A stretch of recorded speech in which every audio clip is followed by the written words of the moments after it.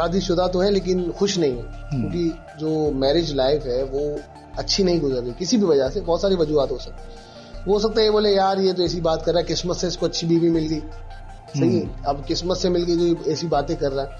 अब मर्द एक अलग बैकग्राउंड से आता है, एक अलग कल्चर से आता है, उसकी एक अलग परवरिश हो रही है। लड़की एक अलग बिल्कुल ही बैकग्राउंड से आ रही है, अलग परवरिश हो रही है, उसके जहन में बहुत सारी ख्वाहिशात हैं, उनकी इन दोनों की एक दूसरे से बहुत सारी उम्मीदें वाबस्ता है।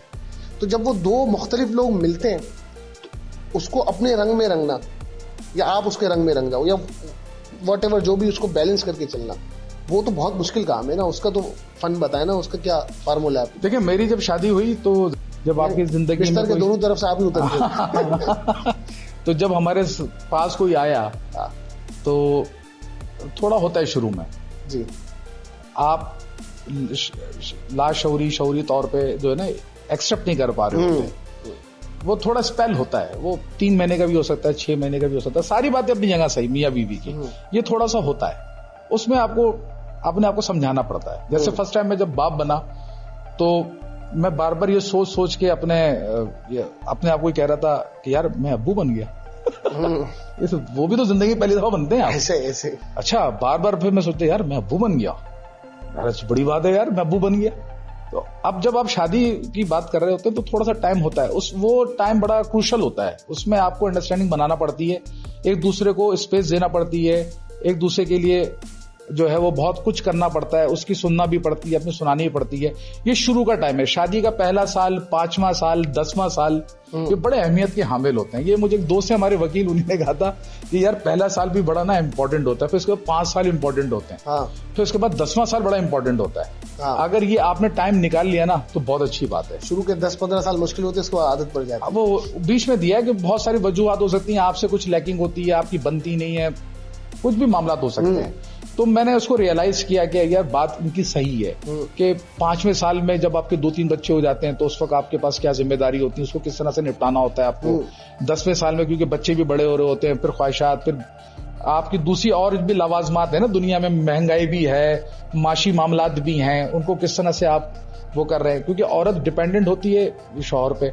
हमारे यहाँ जो रिवाज है, अब ये रिवाज तब्दील होता जा रहा है और मैं उसके बिल्कुल हिमायत में हूँ कि दोनों मियाँ बीवी को काम करना चाहिए। अब तो हालत ऐसी करना ही चाहिए। हाँ बिल्कुल करें, मगर आपस में ना वही बात 5T को छोड़ना नहीं आपने, आप दोनों काम कर रहे हो।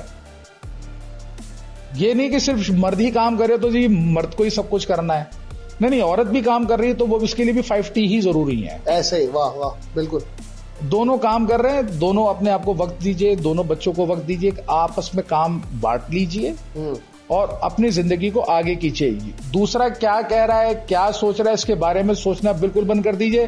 किसी रिश्तेदार को मिलना होगा, वो आपसे आके मिलेगा, और अगर वो आपको टेंशन देता है, कोई भी रिश्ता टेंशन देता है, उसको बोलिए उससे डिस्टेंस रख लीजिए पहली फुर्सत में, ताकि वो आपके बीच में आके शैतान वाला काम ना करे। ये हमारे कौमी मशगले हैं कि दूसरों के मामला जानना, आप कहां से कमा रहे हैं, इतना पैसा कैसे कमा रहे हैं। मेरे भाई ये सारी तवानाई तुम अपने उस पर खर्च कर लो यार, तो शायद तुम आगे निकल जाओ। तो ये सारी चीजें आपको खत्म करना पड़ेंगी। वो कुछ लोग तो आगे बढ़ जाते जादू टोना करवा के। हाँ, वो जादू टोना, आपके पास कुछ है नहीं पल्ले में, आप पे वो जादू करके क्या करेगा यार। ऐसे कोई चलो समझ में आता है कि भाई अगर जादू कर दे तो हम तो पहले फुर्सत में इसराइल पे कर दें यार कि यार सारे मामला हल करा लें फटाफट, है अमेरिका पे कर लें, कुछ चीजें हम अपने पास रख लें। तो ये बेकार की बात है। आप अपना जो सारी एनर्जी है वो आप गलत जगह मुनफी चीजों पे खर्च करते हैं, इस वजह से आप पीछे हैं।